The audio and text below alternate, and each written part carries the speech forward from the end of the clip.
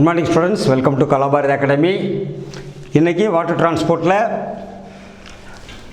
Plan டிரான்ஸ்போர்ட்டில் session 23, water டிரான்ஸ்போர்ட்டில் session 12. இதில் நம்ம என்ன இந்த டிஸ்கஷன் நம்ம என்ன பார்க்க போகிறோம்னு சொன்னால், ஸ்டோமாவோடைய ஓப்பனிங் க்ளோசிங் ப்ளஸ் ஏற்கனவே பார்த்துருக்குறோம், பட் ஒரு ஜிஸ்ட் பார்த்துடலாம். அது போக இந்த டிரான்ஸ்பிரேஷன் வேறு எந்த இடத்துல நடக்குது, அதை தடுக்கிறதுக்கான சில வழிமுறைகளும் பிளான்ட் வச்சுருக்கு. அது என்னங்கிறத நம்ம இப்போ பார்த்துடலாம். ஃபஸ்ட் பாயிண்ட் வந்து factors on stoma. Factors on stoma என்ன பார்த்தீங்கன்னா, stomata open in the light, closes in the dark. ஏற்கனவே பார்த்தோம், ப்ளூ லைட் வந்தோடனே ரிசப்டார் செல்ஸ் அதை வாங்கி அதுக்கான சிக்னல் கொடுத்து ஓப்பன் பண்ணணும், அதை நம்ம பார்த்தோம். So open in the light, closes in the dark. அடுத்து வென் வாட்டர் லேக்ஸ், தண்ணி அதிகமாக இல்லை, ட்ரை பீரியட் ஆகிடுச்சு, சாயில் வாட்டர் அதிகமாக இல்லைன்னு சொல்லி சொல்கிறப்ப, அப்போ டிரான்ஸ்பிரேஷன் ரொம்ப அதிகமாச்சுன்னு சொன்னால் என்ன, பிளான்ட் செத்து போயிடும், என்ன பிளான்ட்டுடைய செல்ஸ் வந்து ட்ரை ஆகி போயிடும். அதை தடுக்கிறதுக்காக வேண்டி when lack of water is there, stomata will close. என்ன காரணம் க்ளோஸ் ஆகிறதுக்கு காரணம், there is no water entry into the, தண்ணி வந்து எதுக்குள்ளே போக முடியாது, கம்மியாக இருக்கிறனால, இல்லாதனால ஸ்டொமாட்டோவுடைய கார்டு செல்ஸுக்குள்ளே போக முடியாது.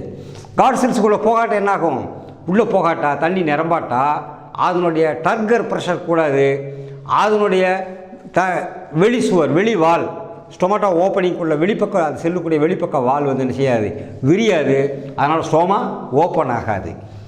அதான் சொல்கிறாங்க, when plant lacks water, stomata will close because of there is no pressure in the guard cells for stomal opening. guard cell trigger pressure create ஆனால அது ஓப்பன் ஆகாது.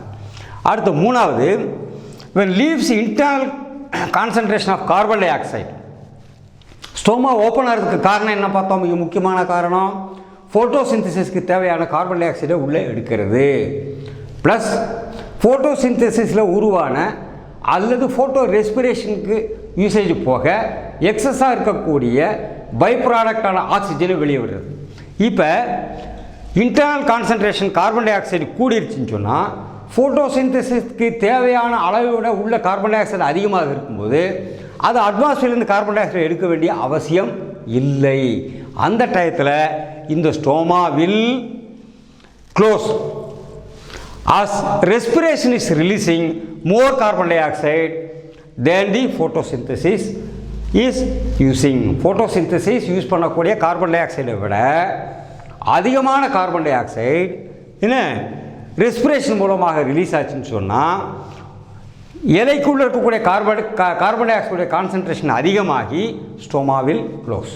That is another point. இன்னொரு முக்கியமான point, when the leaves carbon dioxide concentration குறைஞ்சிருச்சுன்னு சொன்னால் stomata will stay open.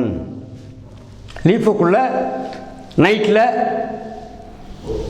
என்ன light வராது, அப்போ க்ளோஸ் ஆகிருக்குன்னு பார்த்தோம்.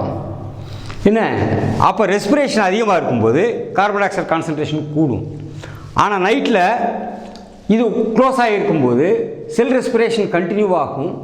என்ன அப்போ கான்சன்ட்ரேஷன் ஆஃப் இது என்னாகும், கார்பன் டை ஆக்சைடு குறைஞ்சிரும். அந்த சமயத்தில் ஸ்டோமாவில் ஸ்டே ஓப்பன் டே டயத்துலையும் நைட் ஈவினிங் டயத்தில். At high temperatures respiration rate rises. High டெம்பரேச்சரில் ரெஸ்பிரேஷன் ரேட் அதிகமாகும். அப்போ என்ன ஆகுது, ஃபோட்டோசிந்தசிஸை விட ரெஸ்பிரேஷன் ரேட் கூடுறதுனால என்ன இன்க்ரீஸ் ஆஃப் கார்பன் டை ஆக்சைடுடைய கான்சன்ட்ரேஷன் இலைக்குள்ளே கூடுறதுனால ஸ்டோமா க்ளோஸ் ஆகிடுது. பகலில் வெரி ஹை டெம்பரேச்சர் வரும்போது கார்பன் டை ஆக்சைடுடைய கான்சன்ட்ரேஷன் உள்ளே கூடிடுது, அப்போ க்ளோஸ் ஆகிடும். நைட்டில் ரெஸ்பிரேஷன் குறையிறதுனால கார்பன் டை ஆக்சைடுடைய கான்சன்ட்ரேஷன் குறையுது, அப்போ ஓப்பனாக இருக்கும். இது டயத்தை பொறுத்து, ஏரியாவை பொறுத்து, வாட்டர் அவைலபிலிட்டியை பொறுத்து, என்ன இப்படி பல விஷயங்களை பொறுத்து இது ஸ்டொமட்டல் ஓப்பனிங் அண்ட் க்ளோசிங் காரணமாக இருக்குது. அடுத்து பார்த்திங்கன்னா, இந்த வாட்டர் டிரான்ஸ்பிரேஷன் நடக்கிறதுக்கு இலையில் மட்டும் நடக்கிறது இல்லை, அதை நம்ம புரிஞ்சுக்கணும். எல்லா க்ரீனாக இருக்கக்கூடிய ஸ்டெம் ஏரியாவில் பூரா நடக்கும். என்ன ஈவன் ப்ரௌன் கலரில் இருக்கக்கூடிய பட்டையாக இருக்கக்கூடிய மரங்களுடைய பெரிய பெரிய ட்ரங்கில் கூட அது நடக்கும். ஏன்னா அதில் 2 விதமான திங்ஸ் இருக்குது. இலையிலையும் ஸ்டெம்லையும் தொட்டு பார்த்தோம்னா, செடியை தொட்டோம்னா பிசு பிசுன்னு ஒரு வேக்ஸ் மாதிரி கையில் ஓட்டும். That is called cuticle. அது பேர் கியூட்டிக்கிள். அது செல்லுடைய எபிடெர்மல் லேயர்ஸ் வந்து உற்பத்தி பண்ணக்கூடியது. எபிடெர்மல் லேயர்ஸ் வந்து அதை உற்பத்தி பண்ணும். இல்லைன்னா பார்த்தோம்னா cuticle is a waxy layer. Waxy லேயர்னாலேயும் ஃபேட் கண்டென்ட் கூட இருக்குன்னு அர்த்தம். அதனுடைய மீனிங் என்ன, it is present on all above ground tissues. வேறு தவிர கிரவுண்டுக்கு மேலே இருக்கக்கூடிய எல்லா டிஷ்யூலையும் காணப்படும். என்ன, இஸ் வெரி ஹைட்ரோஃபோபிக். அதனால தான் முதலே சொன்னோம், வேக்ஸ் வந்து பிசு பிசுன்னு இருக்கிறதுனால ஹைட்ரோஃபோபிக். தண்ணீரை அது விலக்கும், தண்ணீரை வெறுக்கும், தண்ணீரை இழுக்காது. Water does not move through it very easily. தண்ணி அது வழியாக அவ்வளோ ஈஸியாக வெளியே போக முடியாது.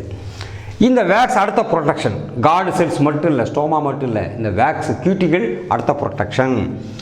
திக்கர் the cuticle layer on the leaf surface, the slower is the transpiration. Slower is the transpiration.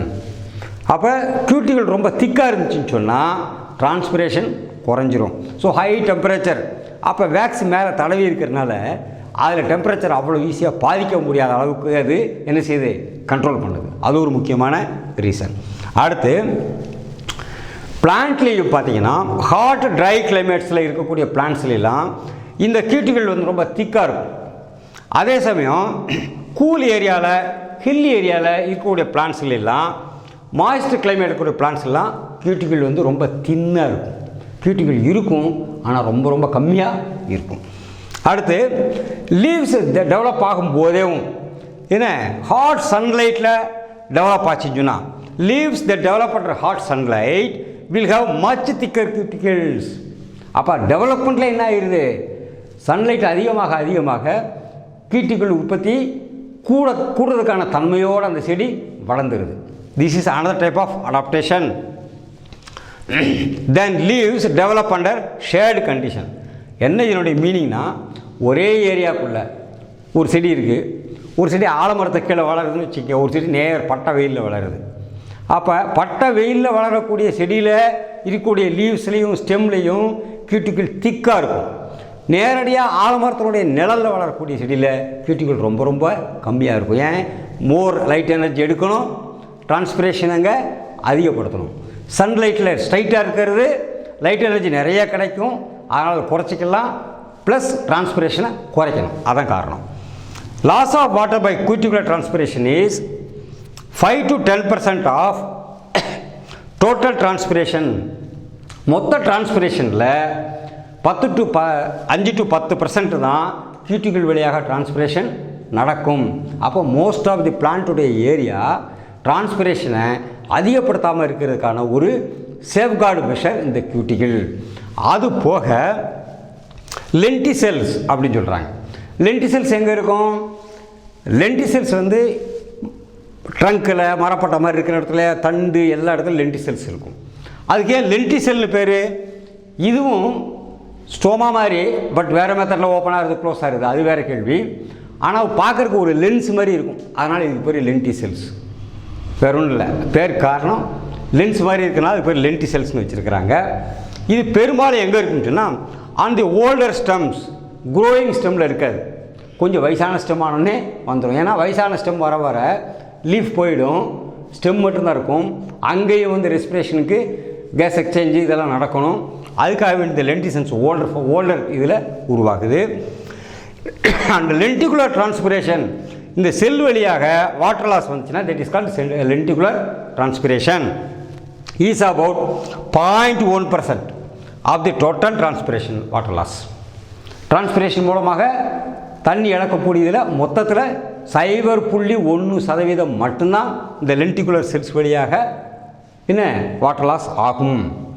இப்போ இது ஒரு மரத்தண்டு, இதில் பார்த்தீங்கன்னா உடன் பார்ட் நிறைய இருக்குது, பட் சின்ன சின்ன ஒயிட் ஸ்பாட் இருக்குது பார்த்தீங்களா, this is called lenticular cells. This is called lenticular cells.